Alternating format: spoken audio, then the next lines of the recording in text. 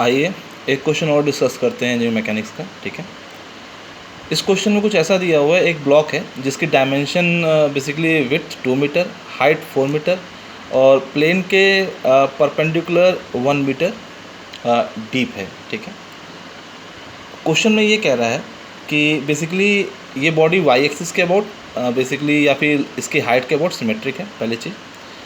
उसके बाद कह रहा है कि बेसिकली इसके मिड हाइट पे या फिर इसके बेसिकली बॉटम से 2 मीटर अबव पे एक पी फोर्स लगाया गया और वो पी फोर्स ऐसा लगाया गया कि वो उसकी वैल्यू मिनिमम हो और क्या करे, ब्लॉक को क्यू पॉइंट के अबाउट टॉपल करा दे या बेसिकली टिपिंग स्टार्ट हो जाए या फिर बेसिकली ये आपका ब्लॉक हॉरिजॉन्टली मूव ना करने पाए।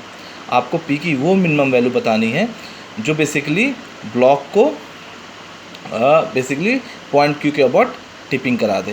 अच्छा, क्वेश्चन में एक चीज़ और पूछा है, साथ में बताया कि अच्छा इसके करस्पॉन्डिंग वो म्यू भी आपको फाइंड आउट करना है कि बेसिकली जो इस हॉरिजॉन्टल सरफेस और ब्लॉक की बॉटम सरफेस के बीच में फ्रिक्शन फोर्स है उसके लिए बेसिकली कोफिशिएंट ऑफ फ्रिक्शन कितना है।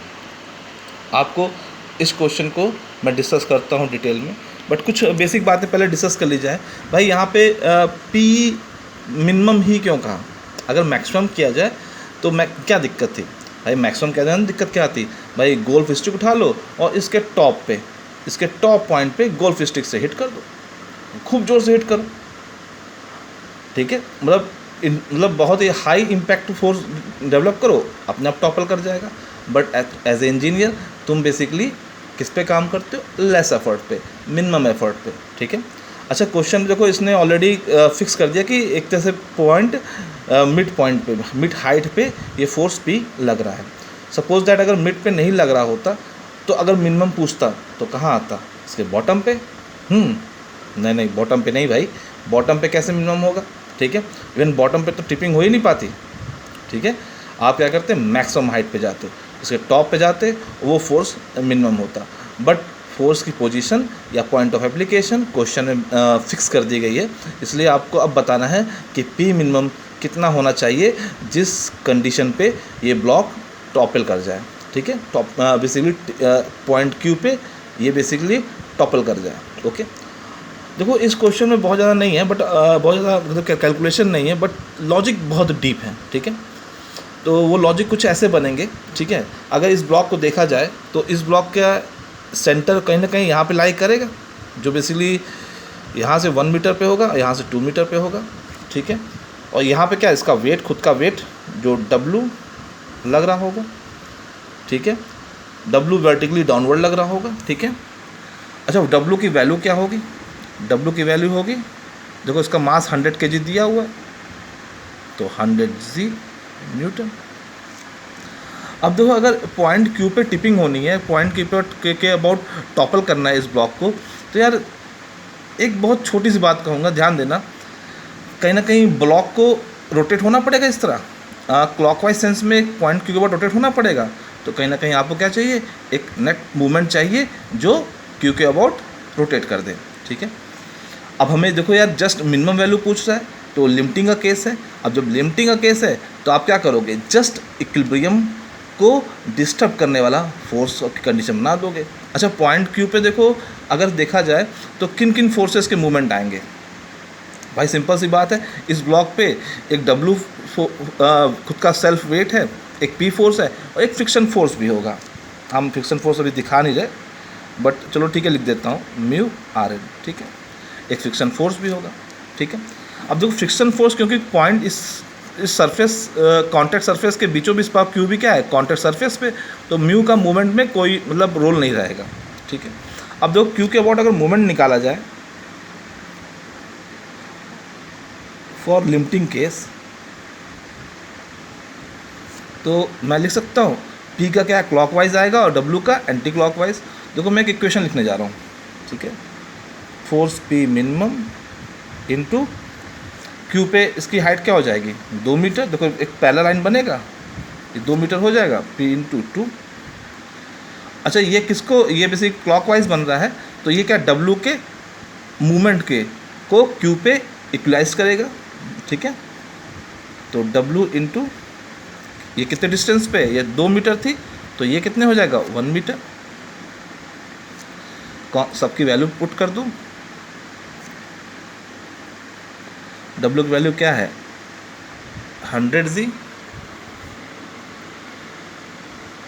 इंटू 1, G क्या है ग्रेविटेशनल कांस्टेंट 9.81, आप 10 भी ले सकते हो, और यहाँ नीचे क्या आ जाएगा 2। तो P मिनिमम क्या हो जाएगा 50G। अब G की वैल्यू अगर बेसिकली आपने 9.81 रखी तो वैल्यू कुछ एक वैल्यू आएगी, अगर G 10 लोगे तो 500 न्यूटन आ जाएगा। तो मैं 9.81 लेके सॉल्व करता हूँ।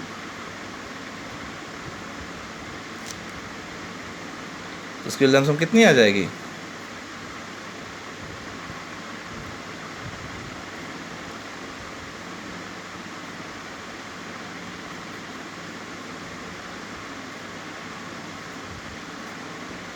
490.5 मीटर।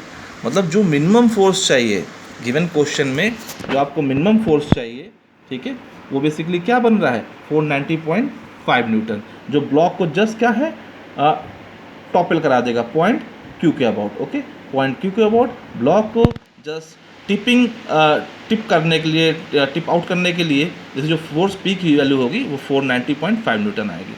अब देखो भाई, एक चीज़ ये भी बोल दे रहा है कि आपको फ्रिक्शन कोएफिशिएंट ऑफ फ्रिक्शन बताना है, ठीक है। एक चीज़ ध्यान समझना, अगर फ्रिक्शन नहीं हो, अगर फ्रिक्शन ना हो तो क्या टॉपलिंग ये बेसिकली ब्लॉक टिप कर पाएगा? नहीं कर पाएगा। क्या कर जाएगा? सिर्फ स्लाइड कर जाएगा, ठीक है। तो P की एक तरह से मैक्सिमम वैल्यू चाहिए होगी, मतलब P की P के कह रहा हूँ, म्यू की बेसिकली वैल्यू, आपको वो वैल्यू चाहिए जो बेसिकली इस फोर्स को आगे की ओर मूव करने के लिए, मूव करने से रोका रहे। अगर मूव कर गया तो यार टॉपलिंग हो ही नहीं पाएगी। तो ठीक है, इस गिवन फोर्स कंडीशन के लिए, इस गिवन सिस्टम के लिए जो फोर्स उसमें अप्लाई हो रहे हैं, आप क्या करो बेसिकली जो फ्रिक्शन फोर्स अवेलेबल आ रहा हो, ठीक है, वो P मिनिमम के इक्वल कर दो। भाई अगर फॉर टिपिंग जो बेसिकली P मिनिमम है वो फ्रिक्शनल फोर्स के इक्वल कर दो, ठीक है। तो P मिनिमम तुमने कितना निकालते हैं यहाँ से 50G, ओके। और फ्रिक्शनल फोर्स क्या हो जाएगा भाई म्यू RN, ब्लॉक पे एक फोर्स लग रहा है, जहाँ फोर्स आपने P फोर्स लगाया, एक यहाँ पर फ्रिक्शनल फोर्स जनरेट हो जाएगा म्यू RN। जैसे जैसे P बढ़ाते जाओगे म्यू RN बढ़ता जाएगा और एक लिमिटिंग वैल्यू तक एग्जिस्ट करेगा। लिमिटिंग वैल्यू से इस P मिनिमम अगर ज़्यादा हुआ, लिमिटिंग वैल्यू से अगर P मिनिमम ज़्यादा होता तो क्या हो जाएगा, ब्लॉक स्लाइड कर जाएगा। बट हमें बेसिकली स्लाइडिंग रोकनी है, टिपिंग करानी है, तो हमने क्या किया, P मिनिमम को म्यू RN के इक्वल कर दिया। म्यू RN की वैल्यू क्या हो जाएगी, म्यू निकालना है, RN क्या हो जाएगा, यहाँ बहुत सिंपल केस है, RN के लिए डिटेल समझाऊंगा नहीं, बस देखना जो W डाउनवर्ड एक रिएक्शन अपवर्ड आएगा,